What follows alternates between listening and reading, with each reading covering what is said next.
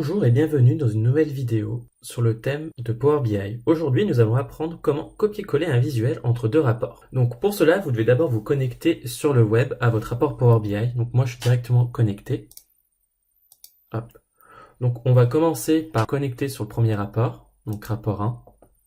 Puis on va cliquer sur modifier le rapport. Une fois qu'on est dans la page de modification, on sélectionne le visuel qu'on veut copier et on fait un CTRL-C. Après, on va sur le deuxième rapport. On va cliquer sur modifier le rapport. Puis on fait simplement un CTRL-V. Et on voit qu'on a réussi un copier-coller. La seule chose qu'il faut savoir pour faire cette manipulation, c'est qu'il faut utiliser le portail web parce que du coup, Power BI Desktop ne supporte pas cette manipulation. Après, à contrario, si nos deux rapports n'ont pas les mêmes requêtes, donc ne se basent pas sur les mêmes bases de données, du coup, on peut copier aussi la requête. Donc, pour cela, allez dans le premier rapport. On va aller sur éditer les requêtes. Et tout simplement, au niveau de ma table que je voudrais récupérer, je vais faire Advanced Editor et je vais copier ma requête. Hop. Donc après, je peux fermer toutes les fenêtres sans aucun problème.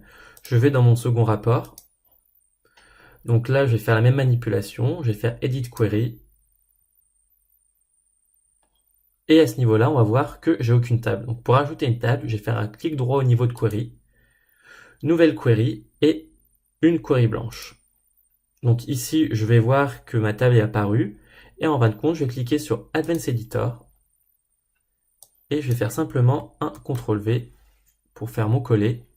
Et je vais cliquer sur OK. Et à ce niveau-là, on va voir que tout est bon.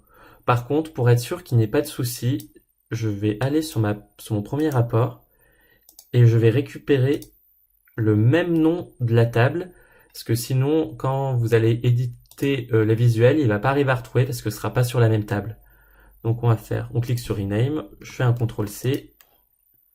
Hop, je vais sur mon rapport 2. Et là, ici, je le renomme. Et je fais un CTRL-V. Hop là. Et pour appliquer, je vais faire Close and Apply. Et on va voir que tout est bon et qu'il va reconnaître ma table comme sur le premier rapport Power BI.